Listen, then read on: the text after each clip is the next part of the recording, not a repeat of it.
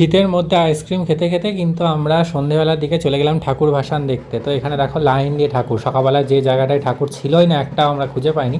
তো এখানে কিন্তু এখন সন্ধ্যের দিকে লাইন দিয়ে ঠাকুর, যেহেতু সকালবেলা ঠাকুর ঢুকেছিল, এটা হচ্ছে আলানিয়া কালী, যেটা তোমাদের দেখালাম সকালবেলা ঢুকলো। তো সেই সকালবেলার ঠাকুরগুলো কিন্তু সব রাতের দিকে, এটা আমাদের পাড়ার ঠাকুর দেখতে পাইনি, ভাসানে এসে দেখলাম। তো সেই ঠাকুরগুলো কিন্তু এখন রাতের দিকে নিয়ে এসছে লাইন দিয়ে, বা যতক্ষণে বিসর্জন হবে হবে। তো এই হচ্ছে বামাকালী। তো সব ঠাকুরই জোড়া ঠাকুরের ঠাকুর, বামাকালীর সাথে যে দুর্গাটা হয়। তো নিত্যকালে আমাদের পাড়ার ঠাকুর, যেগুলো আমি দেখতে পাইনি সেগুলোই ঘাটে এসে দেখলাম। এবং আমরা কিন্তু কিছু ভাসান দেখে তারপরেই গেছিলাম। তো ফার্স্টেই আমরা আসছিলাম, দেখছিলাম এখানে মুক্তকেশী ভাসান হচ্ছে, তার পাশে একটা অন্নপূর্ণা ছিল, সেটা কিন্তু ভাসান হয়ে গেল।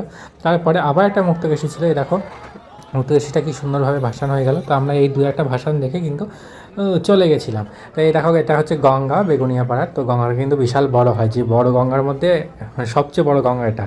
তো এই গঙ্গাটা কিন্তু ঘোরাচ্ছিল, এবং তারপরে যখন ভাসানটা দেবে, কী সুন্দরভাবে ভাসানটা হয়েছে, খুবই সুন্দরভাবে ভাসান হয়েছে। এবং তার সাথে সাথে প্রচুর শোলা কিন্তু এদিক ওদিক ছিটকে পড়লো, কারণ গঙ্গার উপরে কিন্তু শোলা থাকে। তারপর গাড়িটা কিন্তু তুলতে একটু সমস্যা হচ্ছে, অত বড় ঠাকুর, এবং পাড়াটা আটকে গেছিলো, সবচেয়ে বড় ঠাকুর গঙ্গা আর কি।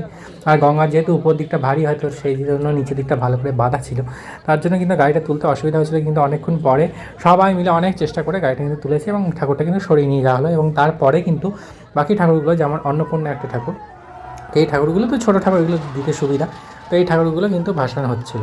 তো এইভাবেই কিন্তু আমরা ভাসান দেখছিলাম। তো এই বছরে ভাসানও একটু দেখে নিলাম, কারণ কার্নিভালের দিন আমি থাকতে পারিনি, তার জন্য তোমাদের কার্নিভালটা দেখাতে পারছি না, কারণ কোনো একটা বিশেষ কারণবশত কার্নিভাল আমার এবছর দেখা হয়নি। তো এটা আমার কাছে খুবই খারাপ ব্যাপার। তারপরে আমি একটু লাইন দিয়েছিলাম একা একা কিছু মণ্ডপ দেখার জন্য। তো তারপরে আবার চলে গেলাম দ্বিতীয় দিনে আরও।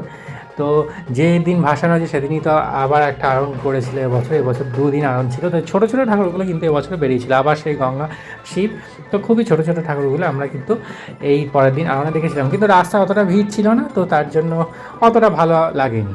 তো কার্নিভালটা না দেখার খুবই দুঃখ থাকলো আমার এবছরের জন্য। সামনের বছর আশা করি দেখতে পাবো। আর আমার ছেলে কিন্তু খুব নাচছিল ঠাকুরের সাথে সাথে, ঠাকুর আসছে, অল্প কটা ঠাকুরই ছিল।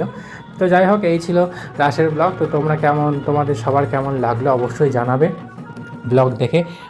রাসের আরণ এবং পরের দিনের আরণ সবটাই দেখালাম, ভাসান যতটা পারলাম আর কি, আমার পক্ষে সম্ভব হলো সবটাই দেখালাম।